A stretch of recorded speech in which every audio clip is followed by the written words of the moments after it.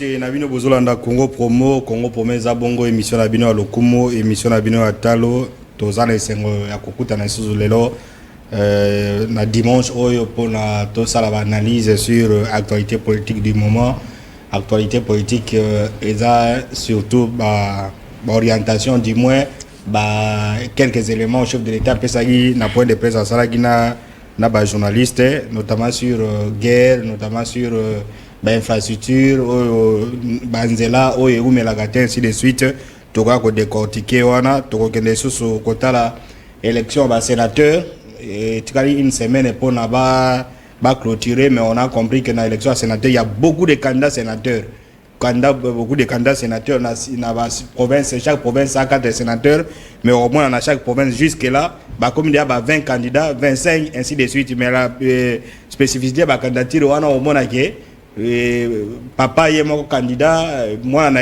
premier suppléant ainsi de suite tokola ko belango mais curieusement l'élection ba gouverneur on n'a pas vu assez un grand nombre de candidats gouverneurs même na Kinshasa les gens ils ne veulent pas être candidats gouverneurs mais ils finiront par être mais pourquoi poste à gouverneur ils ont envié et puis avec d'autres questions d'actualité tokola ko belango na Congo Promo a tokola sabino pe pose la première pierre à construction à édifice il y a bâtiment administratif et à province il y a Tchouapa oui Salamaki na province il y a Tchouapa la ville à Bouende comme d'habitude tous en comme qui va être mbote ndeko Michel mbote pe na ba téléspectateurs ba commissaire rendez-vous ya dimanche et l'attaquate ata activité monsieur Zali mais basala ke fort balanda Congo Promo vraiment toi toza très reconnaissant na bango et puis to pesi bango bambote. Voilà, na somero à part bilo moso na lobité ni nos alango to bande émission par rapport à semaine de goût aussi là quel est ce sujet qui n'a pas été abordé que aux ala bossa to banana non sujet sur lobby ezali actualité oui bibiso na Congo Promo to sala ka discussion na débat avant to matana plateau ndeko to lekisa oyo yo lobité le kate oyo lobito sala boy ti en fait to yeko conclure que auto collection c'est-à-dire to ya kate que to yeka kambala moto yebo même pe na niveau plateau to débataka na ba sujet que non ndeko monsieur lobi yo lobi ngana bino nkumu boy donc eza pona ko sepelisa ba téléspectateurs mais to sala ka musique moko te que oyo lobi ka ko ngana kondima ngana lobi fo yo ndima non voilà oyo lobi to sala débat alors to loba chef d'état sagi point de presse na ba journaliste ni no monaki important wana et puis donc comme ça to kota passé il a donné quand même un certain nombre d'informations sur Babylon honnête intérim ba ministre va continuer comme ça là sur guerre sur infrastructure et ça la magaté sur corruption et consort ni no monaki intéressant la discussion na ba journaliste d'abord une organisation d'abord ya ministre Patrick Mouyaya a ko changer té Patrick Mouyaya zo bosana kazali ministre national mais azali ministre ya ba groupe d'amitié parce que soki neti biso Congo Promo tozalaka face à la population to sala ke mission na chaîne ezali suivi monde entier na PSTV batu ebele batinde la kabiso ba sécession comme bo poser président de la République et na ba occasion ndengo wana chef alinga dani ministre alinga sala actualitas ya koluka ba journaliste d'abord o balekaka na ba espace ya minen pour na bangonde bazwaka ba réaction ya population pour na batu na président de la République première erreur ya Patrick Mouyaya wana deuxièmement na ba confrère nyonso ba posaki ba question pour nanga et lo qui intéressant nga mingi ezalaki question ya Ndeko Zulu de Kozula tunaki président de la République question moke important et Mokonzamboka a répondu ki yanga yaki kolobake bato ba sala banzela ba sala mabe mais ceux qui bazo sala mabe qu'est-ce qu'il faut parce que Mokonzamboka oti kozwa mandat ya sika de commissaire to fallait faster Kinshasa nzela zate pour na longwa bo marché na koma awa na ville na zakaka na nzela moki fona contourner flambeau ngo pe ebebi wana na station na côté za la kara ikala wana ebebi côté ya snel wana et c'est baby donc to bando le kakaka poids lourd peut place impede 400 wana avoko na dibongo ya papa Ngulu wana pe et c'est baby donc nzela ezate ezala qui important question azulu na validé ngo pourquoi parce que Kinshasa eza miroir ya République alors ce qui Kinshasa eza ya kobeba nini ko bonga lisusu alors donc la chef de l'état répondait qu'il y avait des corruptions bato ba sala misala ba sala mabe na nini bazo sala mabe par rapport yaba ministre oyo bazali ba compétent ya ko gagner ba marché baza ko créer ba marché bango moko ba ministre congolais baza ndenge ni ndeko Michel so batenga ministre ITP ngai na ko créer oyo ya entreprise à construction tango marché ya nzela yeye datinde mona nanganda komi DG entreprise wana eye mbongo eye alinga na katinyos na vi 50,000 $, na pesi mona nanga bamba kaka atie moi pesera adini muke neni est-ce que ils en a suivi te mais na présidence ils a peine à conseiller o yazali censé pona ko contrôler misala wana est-ce que asala ka yango alors tokoy ko kene musika na babiloko wana te pona ko continuer ko lela chef de l'état a nouveau mandat oyo ndeko Michel ezo senga chef de l'état na ndenge ba komé nane na olandaki na groupe d'amis ba confrère bazoloba non président tika Muyaya nini Muyaya sali pour la complicité basala musiki ya kolia mbongo ya mboka injustement basala kini na état généraux awa et aboutir na nini payer gagner na nini il y avait rien kaka groupe d'amis wana yango bazo sengela est-ce que bato mayel et ça kaka ba membre du gouvernement o bocho zala oy non chef de l'état vraiment biso do conseil na Congo Promo qui a changé même ba DG o bazala ki na ba entreprise à construction oyo bazala lisusu ta changé ba DG ya sika pona nini soki banzela eko salama après ça OVD non office de route ils allaient bon entreprise officielle ya l'état bangonde basala misala mais bon entreprise fictif o ezo ya wana yangonde ezo bo mamboka ezo sala misala bien d'abord muto azana entreprise ya construction mais azana en GT akokende kaka ko luka en office de route ou bien na OVD ou bien na Fictec pona aluka a créer alors babilo ka ndengo wana cop esila na mboka parce que mboka etambola na cop te mboka etambola ka parce que banzela esalama une fois pour toutes pona mboka ezala ndeko zula posa ki question moko oye sepelisa kinga atuni croix rouge nzelezate kabambari nzelezate kabinda nzelezate plateau nzele donc nzela nyoso eza ya kokufa. Voilà, je crois que vous avez essayé de donner moi élément où ils ont ça la Nzele Koufa et lui-même le chef de l'État s'est rendu compte, il a fait une observation que donc pour Nzele Koufa au moins 10 ans. Alors, Bissos Congo pour moi de ça moi ma proposition au bien là madame à tout ça. On doit se poser des questions. Effectivement, qu'est-ce que vous avez dit c'est correct, c'est-à-dire que quand est octroie les marchés publics nabato, ils font semblant il y a que ça l'appel d'offres. Vous comprenez? Mais vous avez au moins 10 entreprises, vous sali appel d'offres, vous se soumettre, vous sali soumission, vous commission sur tout ça, avis de non-objection, quand une entreprise n'a pas X. Vous comprenez? Tu as la même manque à récit, il y a 145 territoires. Est-ce que tu as un chef de l'État? Voilà. Alors, tu as des chefs pour Namagamouya Banzela, après qu'il y a un bureau technique de contrôle, pour que ça la maté. Ça, c'est une contribution à la population, tout ça. Alors, et ils veulent reconstruire, réhabiliter tous les années de Kabambar. Comment depuis rond-point Willeriti, côté à bon marché Kuna. Ça peut nous coûter 4 millions de dollars, par exemple. 4 millions de dollars. Alors, ils recrutent des entreprises au lieu qu'on paie ça au bazar crédible. Des Fictec, fil de route, OVD, dans l'intérieur, OVD, tout ça. Alors, ils vont créer une entreprise bidon à cause d'ici, dossier naï. Alors, quand ils calculent eux-mêmes, ils savent que depuis rond-point Villery, na beau marché, ça peut, c'est peut-être 4 km, ça peut nous coûter 4 millions de dollars. Ok, 4 millions de dollars. Alors, 4 millions, il y a 2 millions 500. À 2 millions. 2 millions 500. 2 millions 500.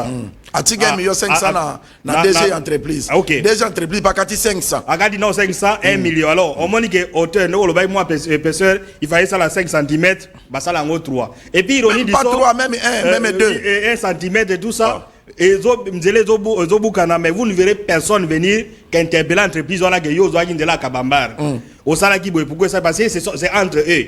Quand ils te confient le marché, il y a Kati, il y a des entrepreneurs qui ont l'État. Parce que lui, l'État, l'État a payé Mbongo, quand il y a l'État à Kati, il y a et puis c'est lui qui les protège. Donc, au moins, vous allez voir dans tous les chantiers à travers la ville, à travers la République, bazo ponction naka bambongo tout ça. Alors, ils n'ont pas de choix. Parce que quand on a payé 2 mois et ça chef de l'État, et puis là, on va lobby à bureau contrôle, bureau technique de contrôle. Bureau technique de contrôle et ça la musala soki l'État pèse net 4 millions de dollars yanzela wana mbonge c'est bimi yé bureau technique de contrôle la vie que non entre Kabambar nani Kasavu Buti na Luvungi par exemple balabala wana ça va nous coûter 1 million de dollars. OK bosomi combien de sacs de ciment ainsi de suite mais tant que yé bino bosi bokadi de mbongo ba ko associer bureau technique de pour bureau technique ngona ça la contrôle exactement parce qu'il y a bini montagne ba ko éliminer ba ko tika ka entrepreneur yé moko donc na niveau mandat ou même na conseil des ministres, ce que tu as dit là, ce que vous avez dit, c'est quand même important. Soit qui va libérer Banzela, et vous allez voir même quand ils prennent les entrepreneurs, entre Bango, il y a réunion, service à l'été, Goya, sur tout ça. On les briefe, ils disent que non, quand ils vont te poser une question, par exemple, entre Kabamba et Luvungi, si vous allez trouver les érosiers, réponse n'est pas la bonne. Non, tout ça, ils vont dire voilà un bon entrepreneur. Donc, si vous briefez, vous bon, allez, retourner. Alors, Michel, Mboka Nabiso et alors je voulais terminer par là pour dire que chef a veillé comme travaux publics. Chaque fois qu'on va octroyer marché, il y a réhabilitation, même Bavoirie, à Kinshasa, même il y a intérieur. Service va vérifier si le montant qui a été libéré c'est le même montant. On doit comprendre. On peut construire un immeuble à l'État qui a 4 millions, mais en réalité, moi, j'ai 4 millions, 2 millions, ça, les femmes blancs, mais vous ne verrez personne être poursuivi parce que, ils ont entre eux qui se partagent les beefsteaks. Allez-y. Autant la raison de commissaire, surtout, ils ont un IGF. IGF publicité, c'est belé, mais Moussa les a moins. Moutounani, Oyo, IGF a Kangi. Pe ayebisi population qui n'a qu'un qui audité, entreprise boye, ministère boye, bayi bimbo. Mais publicité est belle. Bah féliciter la chef de l'État. Motoboya Outaki boya féliciter IGF. Voilà ton commune on a domaine la justice c'est passé. Non, yango tozoloba. IGF Moussala na ya zo kanga moto, mais kokanga IGF n'a pas de prison. Mais justice. Mais il faut allo bakana TV nga la publicité na ye. Qui n'a qu'un qui audité de commissaire la dit ministre tel a détourné autant. Ngai IGF natiki makamunanga na justice na lingi justice e kanga mutu wana tango pe koma na moma ya ndeko Michel Tala makambu ezali ebele il faut mokonza mboka aveiller pe constitution na biso même ba député na biso batala grand kulu na kataka batu maboko akotela ka batu na bandako ayibi biloko ya batu mais akena justice bazana ba groupe ya ba avocat moko wana oyo ba défendaka bango baza na groupe ba policier soki ayibi moto ba ke ba pesi policier na teki et comme toute une bande ba komi koloba non moni ezala ki était ba kende koluka ba témoin nani oya kolinga alongwa na cité akende na audience publique na prison makala pana kende kosam mais bango moko ba yebi ke garçon mona wana bakanga plus de 7 fois priseur avec récidiviste ya danger ba ko libérer au préfet monanité rien ne prouve que ça y est. Omoni babilo kwa nezo bandana se tina likolo de Michel et pas nabiso mokonza mboka a instauré vraiment quand tapé na poana passé lui-même a dit que non la justice est malade assez le bango tout ça le bango alors pesa biso ba élément la justice a restauré c'est-à-dire quoi mokonza mboka sala na no changement ya ba magistrat o comment na magistrat o ya sambisaka na tribunal o ya parquet na kati prison makala a sala 50 ans kaka ye mutazala kawana ba domaine intérieur ma kendakate permutation et ça la makati permutation ezali ma bia osenga ba frais de déplacement ba frais d'émission tout ça et installation mais avant la kitasa mais mabe eza ko continuer ko salama na ville ba kuluna bazo kata batu maboko makama mabe eza ko salama rien ne change mutakomi ministre kaka lelo lobby omo na tongi meuble les kineza na ndako ba fongoli parti politique ba saliboy mais importance ya population oyo ezali intérêt général eza komona na te. Tala même ba confrère ba intellectuel bazo le kana télévision pour na kosenga ba lobby non tolingi mutuboye atikala akotikala asali nini il fallait pas justifier que non to sengi atikala parce que na communication a inventé asali boy bando sala boy mais ba lobby ka atikala pourquoi parce que le la babenga kabango neti ndenge bakende ki wana chaque soir babenga kabango bazwaka quelque chose bango bazo zo mbongo kongola zo souffrir et pour na bango batika muto ndenge wana parce que yenda dans le plus intelligent dans la République. Mais on devait poser des questions tout ça na côté communication c'est bien bon de les laisser tout ça il a travaillé mais il faut mon agero na bila ya ministre akoti na idiofa est-ce que avant ya kota eten c'est babando capitaine on a clair en clair merci est-ce que FM na idiofa ozoyango FM ya c'est ça le rôle du ministère de la communication, la politique de la communication à chef de gouvernement. C'est-à-dire que nous désenclaver la communication à travers la République. Un ministre qui n'a pas, vous avez 145 territoires. En réalité, c'est les médias publics. En réalité, bateau voilà na RTNC ça na satellite kana Canal Plus. Mais est-ce que l'État ne peut pas résoudre les problèmes que non so na territoire net Masimani par exemple au tcheka FM boyolandi nini. Alors le rôle de la communication est-ce que le rôle est que non on a pris l'avantage d'être porte-parole du gouvernement, c'est-à-dire avec point de presse, mais fonction de communication, il y a ministère des autres, ça m'a dépassé sur le terrain, importance à chaque ministère, on est athée. Non, il y a un rôle à organiser, à ben chef de l'État, à ça la état généraux, à ça un groupe d'amis, c'est ça le rôle de ministre de la communication. Ce qu'on a terrain dans la province, dans le conseil des ministres, la province, et ça bénéficier de l'autre côté, à ben abatouté, ceux qui a moni yo dans les réseaux sociaux. Au fin du chef de l'État, il y a qu'au privilégié à Bengio pour chef de l'État, mon aïe, qu'à réconcilier avec opposants. Vous comprenez, or que dans le rôle, il y a ministre de la communication. Ministre de la communication, Azali défenseur et Mboka. Azali Moutou Oyo, à Kosangsa, tout journaliste, net n'engolo ba politique, net m'boule magi n'ambandaka pourquoi? Bah journaliste, RTNC, ambandaka moutapé sa carburé, c'est-à-dire gouverneur de la province, après sa magabignos, mais pona, il faut baser la relais RTNC, pona base, c'est tout un problème. RTNC national. Relais wana basala bango kudu bakoma ko sala wana te bazwaka de radio mususu amuke wana nde bakoma ko sala relais bazwaka information à radio privé bazo l'exango na chaîne nationale na niveau ba province neti na Bwende na ba province ebele. Moi j'étais à Kisangani na chopo la naga privé ngana otozalaki na Gwado tozalaki na Gemena to tamboli partout au RTNC bazo zo relais na ba chaîne privée. Bon, est-ce que le ministre de la communication peut à remplir tâche na yeta que ministre de la communication ou bien bakotika pour dans le bac français ou bien bakotika pour ça qui toko koleka ba congolais nyoso ou bien bakotika parce que azali na groupe d'amis moko boy bakotika c'est-à-dire on va voir avant son arrivée dans le ministère on monnaie qui mutune di yaou on comprend. C'est un ministre qui va te la maboko. C'est-à-dire que non, moi, tant à côté, tu m'as na retraite, ainsi de suite. Mais il y a un ministre, pendant mandé ici, il peut bâtir Kayo.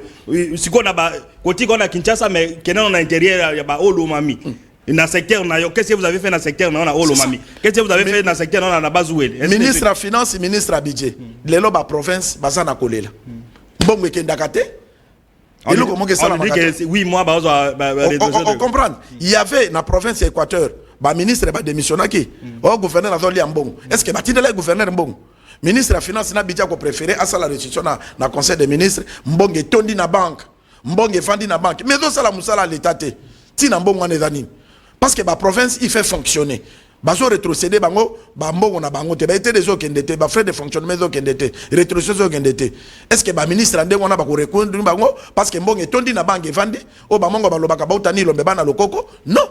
Mbongo ko fanda te mbongo ya l'état et ça peut ça la misala ya l'état batinda misale salama banjele salama ba fonctionnaire ba futama c'est ça gestion ya chaque ministère pour fonctionner même ndengo zoko misali yao est-ce que batu ya kala o bazalaki na ba fonction publique est-ce que basi ba longwe ce que nous avons dans les basi ba futi bango ba compte final est-ce que liaou asi ya bengi batu que abenga ba congolais ba jeunes gens au bazali lo ba sala kuluna bazo ba arrêter ya sika bato asika ba retraiter bango c'est ça misalo faux fonction publique et ça là parce que fonction publique est la racine pivotante pour le développement du pays est-ce que ça recruter kaka ba atelier ou yambi batu boy ou salibo ndeko Michel mboka na biso eza na problème ebele mokonza mboka à réfléchir na ba nouveau tête o ba kozala pona kotombola Congo mais groupe d'amis wana yake asala kibo ya salibo asali nini ba jeune ja bazali yao il faut ba remplacer ba papa ba tondi na fonction publique wana. Comment ya ko retraiter ba papa wana ko futa bango bamboko na bango pona bakende et puis basala appel d'offre pona ko benga ba jeune ba renforcer fonction publique pona mbongo ekota na mboka parce que ba papa na ba koma komi alali na ye lela ke musala lobe ke musala te atuni kaka mbongo ekoti ba futi il faut na recruter ça la mageno on est obligé de recruter il faut ministre a même mon pepe ya sika à restaurer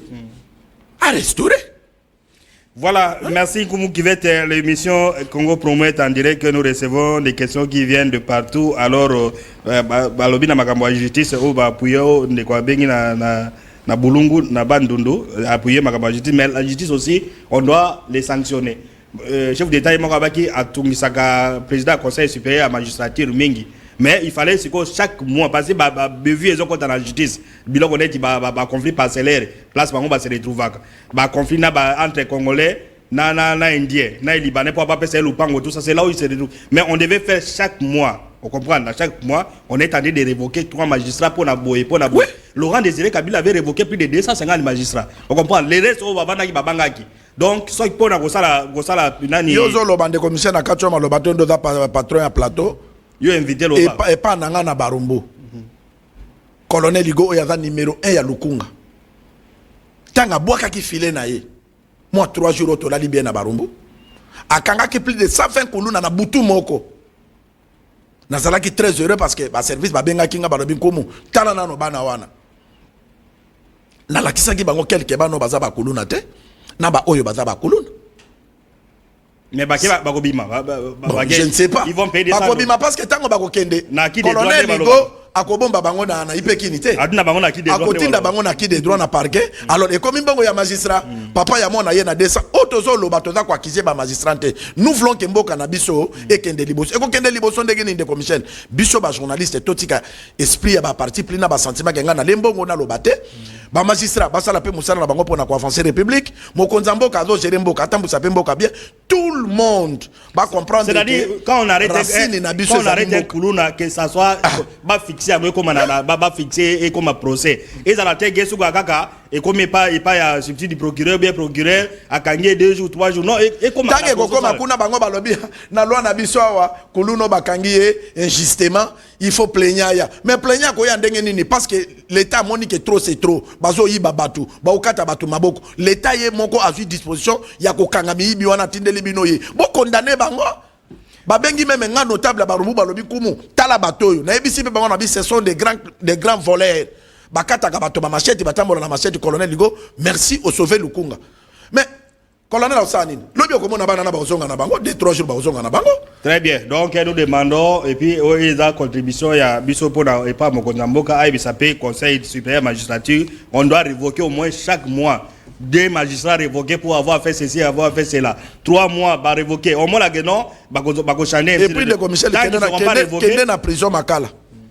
Au moins, on a tracasserie. On a plus de 30 barrières. Moutoaza censé qu'à contrôler yo, pour qu'on t'en ait le côté si il peut s'engambon. Ce qu'on peut s'embon, on t'a manqué yo.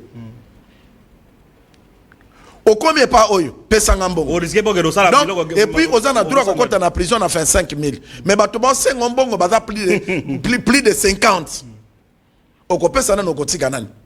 Voilà, ce sont les faits répréhensifs non pour une nouvelle mandature à chef de l'État Babylone a arrangé son justice et commis ma casse et surtout il faut pas que les juges les magistrats se considèrent comme la justice des abango.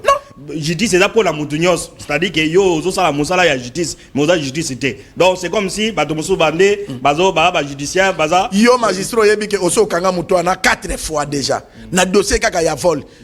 Préfini no so luka ke no sambaka condamné. Loi et lobby boye, ceux qui mineurs, bakangiye, azana 17 ans. Pour abima, il faut comme on a 25 ans. Voilà. Alors on passe à un autre dossier. Et on a dit au sommet de cette émission, la CENI avait prolongé le dépôt de candidature pour l'élection des gouverneurs et des vice-gouverneurs, y compris l'élection des sénateurs. La date limite, ça sera le lundi 1er mars. Ndengue Senia Salaki. Alors on a constaté, nous sommes allés, on a vérifié dans presque bureau de liaison ou les antennes de la CENI, dans la plupart des cas, n'a pas dépôt de candidature au moins. Bon, ce que nous avons pu constater, donc, les anciens mouboutistes, ils étaient mouboutistes, ils étaient kabylistes, et à Laurent Désiré Kabila, ils étaient kabylistes, à Joseph Kabila, ils sont aussi Tshisekedi, c'est un premier mandat, et ainsi de suite. Ce sont eux qui sont les candidats. Ce sont ceux qui sont les candidats sénateurs. Alors, j'ai vu, même là, il y a le plus ancien à Bango, il est né en 1940. Donc, au moins en 1940, 1941, 1942, 1943, 1945, les gens qui sont candidats dans la bantenne. Alors, spécificité, bon, un poste de 4 sénateurs, nous avons 20 candidats. Bon, ils appellent ma bête, mais on a vu. Et dans ma bête de quoi, Michel? Vous aurez la parole. Alors, quand vous voyez les suppléants, papa est mort en 1940, Neni, moi, disons, moi, en 1973, quoi qu'on a en 1985. Donc, une famille entière, avec espoir chaotique. Alors, comportement, il y a comme ce sont les mêmes qui vont revenir candidats sénateurs, ils sont candidats sénateurs et puis grave encore, ils ont pris les membres de leur famille dans l'élection. Des commissaires ont un problème dans la politique en Boka Nabiso. problème est dans nini babola bakotika la ka babola na Congo ata otangisi mona na yo classe asidisi classe mais soki yo zwaki mbongo te akotika la komata te même ba parti politique tous les jeunes au bokendo kota na ba parti politique ya ba papa wana na ba jeunes bango bakanda sénateur te bango bazali o babenga na kimongo ba ekunde saka donc ce sont des applaudisseurs au moni na parti politique bato basimba ba drapeau bango soki atimi drapeau yembi mingi mbonge bela ko zoza 2000 3000 mais atoki mais moi na président va ina ndako avana moi na président fani na ndako ayakate yenda ko bima député de commissaire tala na no makambo yo et puis nazo loba na population o ba votaka ba provinciaux il faut bazalaka très sévère soko tali bien de commissaire na ba sénateur na biso toza na ba sénateur iso ya compétenté to komo zo ba sénateur oyo bazana mbongo to bone kuna législature oyo lekaki so comparer na oyo akengo na oyo c'est entre le jour et la nuit pona nini c'est lié aussi à ça ndenge ba okende élection wana ba si bien to sito yoki na Kinshasa awa pono le ka gouverneur il faut à la moins na 120 000 ya ko pesa député pour voter yo. Parce que pour une voix. Député basa loi qui badini basa pour une voix. Et nous avons entendu que Kinshasa n'a pas sa parole. Kinshasa vient en tête en termes ya mbongo Kosenga suivi na Congo central et na Tanganyika et na Lualaba voilà. Okay. Là-bas il faut avoir au moins $100,000. Okay. Comportement ya mabe au ba député provinciaux bazo. Sikoyo population oyo vota ki provinciaux wana. Est-ce que senga ki mbongo? Ou bien il y a des gens qui ont voté population pas qui a voté mais il pour voter grand électeur à $520,000 nationné on a vérifié des commissaires net in la province à toi pour bima sénateur il faut dans 80,000 nakananga est-ce que vous avez 20,000 gouda monana oui il y a des gens qui ont beaucoup d'argent basali bato ba yibaka mbongo yo lobawati basala na musée basala na Mobutu pardon baye ko sala na musée basala na Joseph Kabila lelo bazana Félix Tshisekedi bango basana mbongo voilà obi nakananga basenga OK nakananga kananga lobi et pas na bango ezalaki 50,000 mais mati est comme 100,000 Mbushima il sa 30,000 parce que chef de l'état il faut mbongo un bon sénateur il faut ça il faut payer ça 150,000 bon ndeko Michel batu o bazana ba compétence ya okende ko défendre kananga Mbushimai Buen Équateur Chouapa tous les 26 provinces ya république bato baza ba compétent ba kozalate mais ba comédien o ba yibambongo bazana ba mbongo na maboko avec les enfants est-ce que ba député wana ba aider pays ou bien ba détruire le pays pour na intérêt personnel c'est ça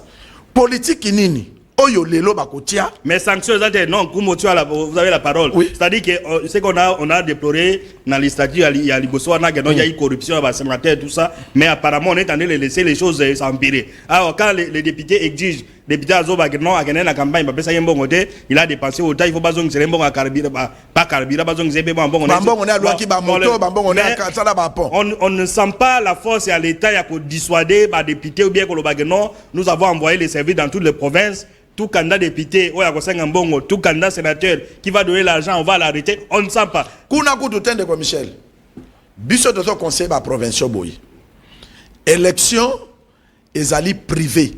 D'abord, seni alobaki pe ko sala yango, caméra ko kokota te, muto ko kokota te, tango ba député bazo voter. O zala yo moko sel. Ceux qui muto apesi yo mbongo. Papa Etienne Tshisekedi banda ko lobeza mbongo mboka zwalia. Mais voter sénateur oyo zomona kaza compétent ataza na mbongo te pona aider mboka soki bakosala yango mais na ba province monsieur zanini neti na bakananga yo liembonga mutu o voter to kozwa kasonda o comprendre o yene te pa na biso na ba mais ba intimidation avec muta na changwa za iganda député abaiki so liembonga na ngai so voter ngai te o maladie mais finalement il n'y a pas les gens qui sont tombés malades bon soki ba belaki maladie yo koyeba basenga ezaka intimidation bazala kebele et intimidation te Papa Sapou Kalima c'est personnel. Awa na komina député à Kinshasa comme na Kinshasa député provincial. Ya zalaka ndenge nini? Soka bengi yo apeswe lambani alobi na yo il faut voter nga. Et puis ba mame bele baboya biloko na ye. Ndeko Michel, ezaka kateke soki muto apeswe eloko na ye, akendo tia kisi maloba na ye, asaki na mbongo na ye, ke nazo pesa yo mbongo na nga, soki o voter nga te. Yo nanzambe afundi yote. Alors et puis il faut pas encourager alors no pas encourager yangote. C'est-à-dire quoi? Il faut député provinciaux il faut que le bana provinciaux boye. Vous appelez bon pété. Pona nini boyo kozala ba responsable. On doit refuser. Omoni na Kinshasa awa. On doit refuser la Ados Dombassi.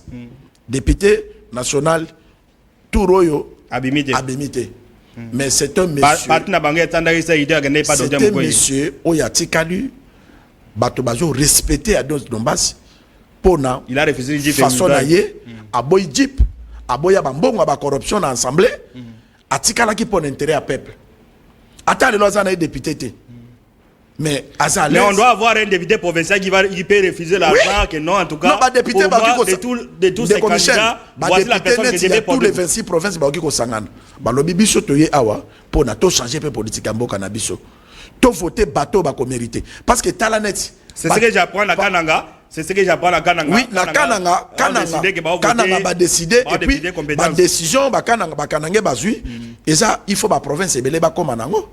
Balobi soki ozalaka sénateur bakozongisa ote parce que oyede Kananga te. On comprend?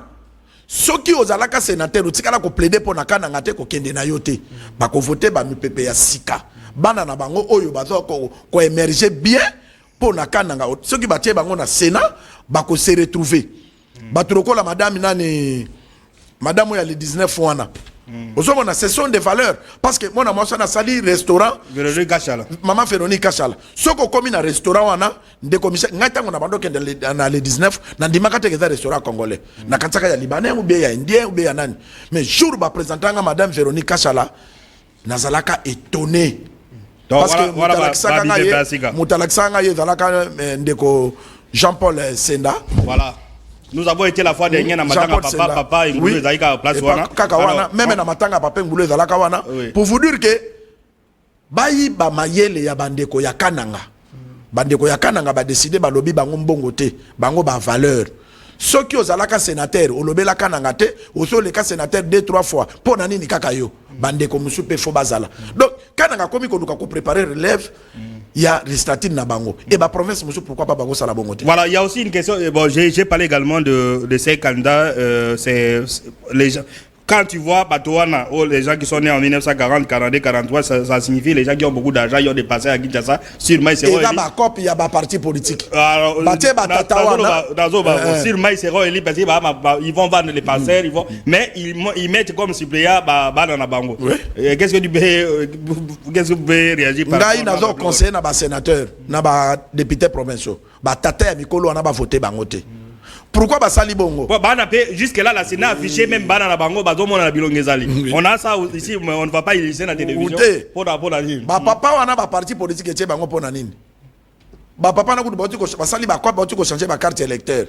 Tant que mon avant à 77 ans, le non, Kendetia 95 ans. Kendetia 86 ans. Pas Bimana bureau d'âge à Zouambongo. Alors, bah député provincial, Bino Bokende, on a qu'on a l'escalier à Batouté. $100,000 à taba Pessio.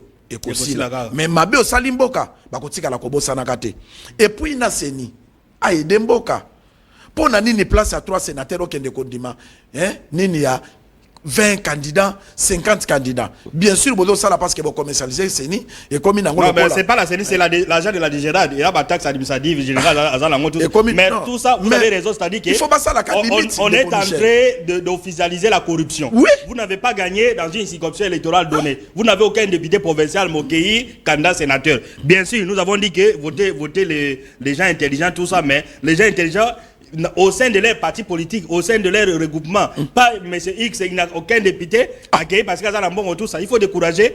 Un siège, une circonscription de 4 sièges, vous avez jusqu'à là 25. On est à 25, dans la moitié, il y a les premiers masses de communauté. Et puis, les commissaires de parti politique, les députés provinciaux, ils constatent que le parti est imposé.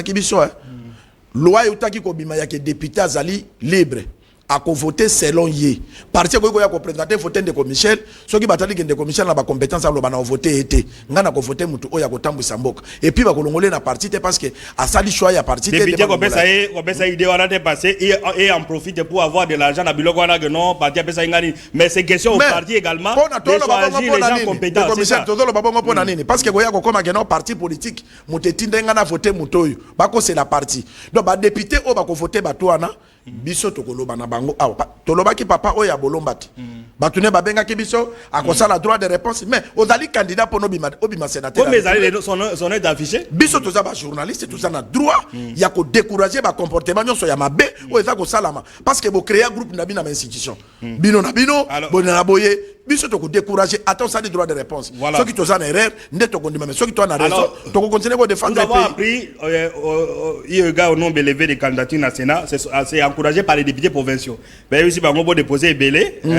comme ça il y aura premier tour deuxième tour par voter bilo une voix comme il n'y a pas quelqu'un qui a été élu donc c'est aussi une stratégie des députés provinciaux qui encourage les candidats sénateurs à déposer bas à les belé parce que par contre ça mutumo 4 voix ils s'entendent entre eux il dit yo voter une voix ou ya la deux voix comme ça donc dans deuxième tour ça aussi c'est la stratégie des députés provinciaux pour avoir l'argent c'est les informations que nous avons eu. Alors il faut décourager ces genres de comportement mais ndeko Michel mboka na biso quand est-ce que bato bakozala na muru pays ka muru mbongo ndeko Michel bato baliambo ngai na otomona lupangu moko epa na biso na barumbu wana papa na tongaka étage à l'époque tango tozoko les alaki suka na ndako mais lelo mutu mosusu asombi abuki yango sikonde to loba ekomi mabele bakende otana na kabamba de Belgique et comme mabele pour dire que c'est quoi fait quoi éternel azate mais ceux qui te marqué ba biloko bien na mboka oyo omoni musée Laurent Désiré Kabila tikana lelo bato bakanisa ke na nini kaka eloko mokasala ya taxi na DC7 bato babanda ko kabola makolo ba kiti talana mosa bato bakabodi makolo musée lokola longola ngo lelo munyofa betaka lisolo Ozomon, et ça la kate ka pesa ka ba congolais mbongo. Kaka eloko moko ya muke asala. Nous voulons aussi voir pendant l'élection on a arrêté les candidats sénateurs qui ont tenté de corrompre. Ba candidat sénateur ba kende ko corrompre ba kangi bango. Ba invalider ba député wana tout ça. Oui, ba invalider ba député provinciaux ba liaki mbongo pour les décourager. Moi biloko basaki na ba on a annulé ba suffrage à ba député ainsi de suite. Ça a donné quand même quelque chose na élection koya. Alors quand on voit que pour cette élection et puis eloko wana de Michel Seni asasali yango. Azozela ayebi ba sénateur o bazo solola na ba député parce que ba numéro ba sénateur ba député na wa les aro la sénateur ya Seni te wana bende ya ba service à l'état non mais ba service à l'état nous avons les organismes de lutte contre la corruption de commissaire tango Seni a invalidaki azwaki renseignement vous avez raison peut-être des service à l'état la Seni est en train de regrouper ba éléments ba appel ndenge nini papa nga il faut payer 80 000 Seni fait son travail. Il faut faire. Réseau biso do sale la ka oyo. Ils a contrôlé. Est-ce que député ça na réseau na yemo ko ndako? Même Touraya, ils a contrôlé. Alors, ba appel wana. Nous voulons voir avant élection ba gouverneur. Asa ko recruter. To dit ma sénateur là, ba invalider sénateur, ba invalider pe corrupteur na ni député avant élection. Que non yo boye et ko zala malamu mingi pe mbalasima et ko bandela te omoni biloko président c'est nous sala ko valider ba gouverneur banane yo quand tu as élection ça le sur 2000 les gens vont réfléchir des fois tu vas réfléchir des fois voilà que de ko luka machine na benga électoral na pèse $100 $500 dans la machine ba ça ngo le soutien ils vont réfléchir des fois ce sont voilà ça c'est l'émission Congo promotion de valeurs nous sommes en train de promouvoir les bonnes valeurs valeurs éthiques et amoka pour gembo ke ne liboso cette émission vous ne trouverez pas nous sommes en train de conscientiser les populations pour que nous puissions avoir des bons dirigeants dans l'élection. Alors j'ai dit tout à l'heure là qu'on est en train de constater les gens réfléchissent deux fois pour être candidat gouverneur même dans Kinshasa il n'y a pas de gens qui déposer candidature gouverneur. Qu'est-ce qui fait que non peut-être les gouverneurs ne nourrissent pas bon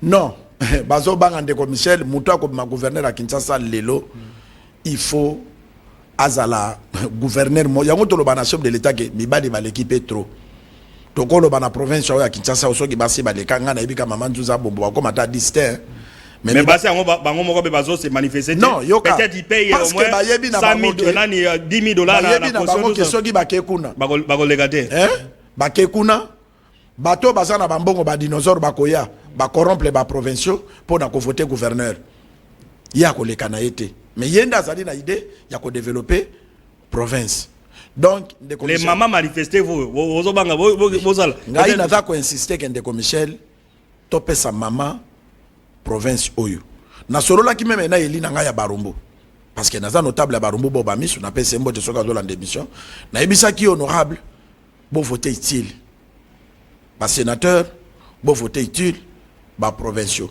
Et puis, Bunda pour l'émergence ya Barumbu. Sangisa ba na Barumbu, ba compagnie valeur na Barumbu. Lobi nanga nkumu yo yebi nga bien. Naza nanga mona ya richité, mais nake ko lukambo te. Nake ko sala musala. Gouverner kanda gouvernement na ko mona za compétent na ko voter ye. Donc, ba mama ba banga te. Ils appellent na ba député ba za conscient lokola ba honorable bo ba miso na Kinshasa. Oh, bah ça comment on a. Le député là conscient pour quand il parle avec toi, il parle avec vous. Oui, en tout cas, pour voter utile et tout ça, mais lui est en train de voir, il doit m'acheter une voiture. Donc, il faut également conscientiser et puis il faut mettre les pots de démocratie. Donc, le député. Michel, qui tient ces ans à ma préoccupation et belé, bah qui nous va souffrir. Nzela ezate, biloko ezatalo, saturation comme une amboka. Mituka ya bato ko tout à partout donc mai ezai sous le commissaire na venu nga na fandi mama moka tonginda kuna ye atie makadami na nzela toko ko pekisa yete mais avant ko tia beto wana il devrait aller ko tuna ba service à l'état lokola SNEL na réside des eaux ndenge nini na koki ko tia est-ce que ko singa ya SNEL le ka place ni parce que beton oyo e ko kanga mai e ko kanga tu as réside des eaux e ko kanga câble SNEL atunate lelo ngana ndaku klime sala ka disute kure koma ko yande commissaire bougie kuteza makasi mais maman na kendati na SNEL na yebisa bango ba agence SNEL ba ya wana ba contrôla mama wana kenda korompa bango biso koto to so akakura de sosute mais facture ya chaque jour pour vous dire que mboka na biseza na ba problème partout. Mais parce qu'il n'y a pas la sanction. Mais c'est ça. Au moment où déjà SNEL, ce sont les gens les mieux payés dans Congo. Ils touchent dans des milliers de dollars chaque mois. Mais t'as la courant. Comme on n'a jamais sanctionné qu'on a révoqué un DG de la SNEL parce que couverture à l'électricité parce que dans ces pays on n'a jamais révoqué Moutouboya pas mise en place. Mais si on révoque les DG de la SNEL, tous ces directeurs pour un déficit et à ça va tout courant, vous allez voir que dans la semaine prochaine, on les révoque pas. Oh, il y a la télévision. Numéro 1, il y a SNEL à Barumbu, oh, il y a la côté à Pont-Wana, na Flambeau. En face, il y a garage, il y a Range Rover. SNEL wana. Ngai nkumu qui fait na kenda comme on a yé. Après Singapé directeur technique, toye na yé. A constaté que immeuble wana, balobi bazwa ligne départ unique, mais il y a Moyibi. Kaka na départ na biso ya bendi atie on comprendre dans l'hôpital à départ ni ki mamo ya tia biso tozo ka courant te ba préférer ba pesa ye courant voilà. Donc c'est pourquoi nous disons on doit sanctionner. Mandat Félix Sekadabi, mandat où Ezala, il y a erreur. Lui-même a dit, on lui a posé la question, mais quelles sont ces erreurs qui ont été commises? Dites-nous, non, vous-même vous devez constater. Et nous constatons parmi les erreurs la lassitude ou bien les laisser passer qu'on a laissé aux gens il y a SNEL. Si on révoque les DG de la SNEL, directeur, au moins vague, il y a révocation. Les gens qui vont venir à SNEL, n'a pas régi des autres, ils vont réfléchir des fois. Alors nous allons cette fois-ci nous rendre dans la province de la Chuapa pour voir la pose de la première pierre de la construction du bâtiment administratif de cette province. Jusque-là, la province de la Chuapa abritait ses services dans les bâtiments construits depuis l'époque coloniale. Donc, allons donc dans la province de la Chuapa, dans la ville de Bouende, pour suivre cette pose de la première pierre opérée par son gouverneur Bongo Pakras Nkoy. Après la signature du protocole d'accord le 3 mars 2023 entre le gouverneur de la Chuapa, Pakras Bongo Nkoy, et les DG du BSECO, Jamabi Moulumba, portant sur la construction du bâtiment administratif de la Chuapa, presque une année après, c'est le coup d'envoi effectif des travaux avec la pose de la première pierre de construction de cet édifice par l'autorité provinciale Pakras Bongo Nkoy. Ces bâtiments abritera le gouvernorat, les ministères ainsi que les services publics provinciaux de la Chuapa. Un projet de grande envergure pour cette entité dont les services publics provinciaux continuent d'être logés dans les anciens bâtiments issus de l'époque coloniale. L'autorité provinciale ne cache pas sa satisfaction de voir ces projets démarrer. C'est pour moi donc un plaisir et un honneur de prendre la parole dans cette cérémonie de grande envergure marquant la pose de la première pierre de l'édifice qui va abriter l'administration de notre province. Qu'il me soit donc permis, de prime abord, de louer l'Éternel Dieu Tout-Puissant, maître des temps et des circonstances, qui a rendu possible l'événement de ces jours, qui consacre l'érection du bâtiment où les gouvernorat, les ministères provinciaux et les services publics vont fonctionner.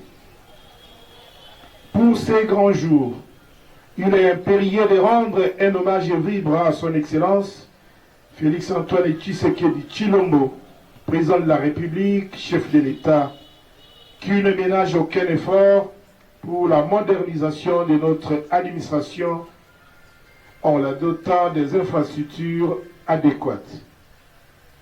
Nous adressons ensuite nos remerciements au Premier ministre, chef du gouvernement congolais, son Excellence Jean-Michel Sama Lukonde, pour la réponse positive donnée à notre requête. Je me suis donc investi durant tout mon mandat pour obtenir le financement de la construction d'un bâtiment qui va permettre à l'administration provinciale de la Tchouapa de bien fonctionner. Cette démarche désintéressée et de longue haleine, dont le résultat devient palpable après une année, c'est-à-dire de février 2022 en février 2024, est le fruit de la volonté de faire avec un engagement ferme, de la persévérance et de la patience. D'une superficie de 5200 m², les travaux de construction du bâtiment administratif de la Tchouapa dureront 8 mois sur un coût estimé à 7 559 417 $ américains financés par le Trésor public congolais. Voilà, de retour sur ce plateau, je reçois le message qui vient de Bwende. On nous dit que l'entreprise est là. Oyazotonga Immeuble, c'est le même entreprise, disons, qui construit le bâtiment administratif. C'est la même entreprise qui a construit l'aéroport de Bwende, dont les travaux n'ont pas encore achevé. Alors, tout d'un coup, qui va être réaction des années. Réaction dans les alliés de Michel. Tout ça, la camisa, la té pour un sentiment. Ma province, soit dans ce qu'on de Bwende, moutoki mokende Bwende pour un vieux exaté. Entreprise dans les salles qui regardent les célités. Ma PC, le logo ya munene bâtiment administratif, ya Bwende. Tous à la battue de Michel. Et ça m'bonga mboka mutezo bima. Mais mboka mboka est-ce que bima des fois c'est pour faire le travail. Entreprise on a no misala salaki et monan. On moni ba pesa ka mutu ndenge nini ndeko Michel. Otindinga nkumu kendo sombela ngalip. Ngana keso basukali. Lisoti ndanga de sulobi? Non. C'est-à-dire on doit diversifier, c'est-à-dire lorsque dans une entreprise, vous avez notre projet, au BC Abamoussou, au salaire. Donc ça va donner l'impression comme s'il n'y a que eux qui doivent bénéficier de tout ça. Notre entreprise, on peut donner aux Chinois. Même des Congolais, non, des Michel. Il y a les PM locales qui doivent faire ce travail-là. Sérieux. Ceux qui ne l'ont pas chinois, muta comme maman est dans la chinois chinois dans la ingénieur na gestion ya finance mais muta comme maman muta comme maman banga muta ko sala ni ne dali bana ya Bwende et loko wana soke sili et cause à l'honneur ya bana Bwende na pèse exemple ba kontina biso ba pesa kana ba entreprise privée biloko ya mboka mais banda kuna bango moko batonga kiza ba indien na ba chinois yo tala ba immeuble nyonso eza na Gombe o eza ba immeuble ba indien wana na ba chinois te to ba compte on comprend. Et ça va indien wana bato batonga kabe ba comment lokola ba propriétaire pour nani parce que ayebi que soka pesa india tonga ndako ndenge ba yokana kinda kwa neko sida na délai mais quand il donne un congolais mais pourquoi biloko ya mboka ba pesa soka pesa congolais eza mindondo akolandela congolais na sala kerer sima wane ko kakite na sala kerer mabanga ne ko kakite il faut bakisa il faut ça la boy et surtout que muto azo lancer ba devoir azo wageno si tout va bien donc on a 8 mois de balobi mais ça peut aller une année ou 2 ans jamais congolais koko tonga ndako ane sala 8 mois jamais bongo construction aéroport balobaka combien de mois. Voilà. Est-ce qu'elle est aussi là? Voilà, nous sommes arrivés à la fin de l'émission Congo Promo. Enfin, on ne s'attaque pas aux gens, mais on veut que les choses aillent de l'avant. Ça les salama tout ça. Alors, félicitations à Bato et au Bazui, Bato Baosala, Misala, lorsque dans une ville, on est allé d'embellir, bâtiment à Sika, Assemblée provinciale, na Bwende à Sika, aéroport à Sika, stade à Sika. Ce sont des bonnes choses. Mais il faut toujours, l'autorité provinciale, population, na journaliste, il ne faut pas leur donner comme si c'est leur argent. L'argent est sorti du trésor public. Dans mon papier, 7 559 417 000 $. Donc, 7 millions. Bon, sûrement, c'est Bimi, ça, et bandit. Donc, voilà. Alors, comme nous sommes arrivés à la fin de l'émission Congo Promo. Merci d'avoir promettre à Bwende qu'une élection à gouverneur de mes Congo Promo, ekozala na bwende tokosala tokotala misala wana ndenge kobanda tokokende pe na aéroport tokosala misala wana totala yango ndenge ezokende biso tozo féliciter mokonzi mboka toujours soki nzamba asungi ye anome directeur ya cabinet atia bato oyo bakosalela musala mpona misala emona na pembe na population. Et parce que j'ai vu le message, il y a un message que non, président Alinga totalisé 300, disons 100 jours. Est-ce que 100 jours, Mbalo et la matin, c'est Michel est à nommer non, pas ça peut-être. C'est-à-dire il y a les gens qui attendent président dans les 3 prochains mois, bien qu'on a reconduit le même gouvernement, mais que Michel est Salama. Merci de Michel. Il faut battre eloko lobi wana yango na lingi na chité nango parce que télévision za tango. Tango mokonzi mboka atalaki ke ba ministre wana balingi basala fuite de Mahomet alobi batikala wana peut-être amonaki yango ke batingi batikela bato bakosala intérim ba sende alors alobi bo continuer na ebembe na bino tina enterrement parce que eloko ba perdre ezalité ba congolais bakanga motema Félix Tshisekedi oba votaki ye wana pe tanga banda linga banda musala discours alobaki nini ba erreur ya passé ekozonga te ba erreur a passé zali ba gouvernement oyo Ndeko Michel, ministre, ce qui est le chef de l'État, ba ministre Asika, a créé atelier pour na bango ya éthique. Il y a formation, oui, oui. Ok. Ministre a doit promettre beaucoup de 13 heures. Mais ok, 13 heures, le chef de l'État bengingai. Donc, à ça même pas na respect à parole. Une autorité ce qu'a promis. Une autorité ce qu'a lobby magambo, une autorité ce qu'a lobby, il faut à réaliser. Donc, ba kende na bango na atelier, ba former bango ba comme na ba éthique. Il y a respect à heure, il y a question qu'a lobby likambo à réaliser. Ba autorité toza na bango lelo, ba komi lokola, ba te kinguba. Ba promettre likamba ko réaliser te, ko bengai bo lokuté belé, lokuté na bango kaka président de la République bengingai. Voilà. Na dans na bengingai. Voilà ngumu qui vete. Comme on a des commissions biso vérité zali. Parce que nous sommes en train de biso to ko féliciter mon konzamboka parce que même ata lelo ba Patrick Mouya ya basali mais biso toza na brevet de mérite nzoko bazokata wana biso nde to maki yango le Congo pour moi ngenda ko sepelaka. Voilà, nous allons nous retrouver demain lundi à partir de 12h30 pour une émission en direct à téléphone ouvert. Wana ya Congo ba congolais nyoso oyo ezaka. Oui, ndeko commissaire faut ko bisa mango ke koloba na CT. Voilà. Lundi na 12h30. Voilà. Congo Promo en direct. En direct, téléphone ouvert. Santé de faire à toutes et à toutes. On se retrouve la semaine prochaine toujours avec le même plaisir. Au revoir.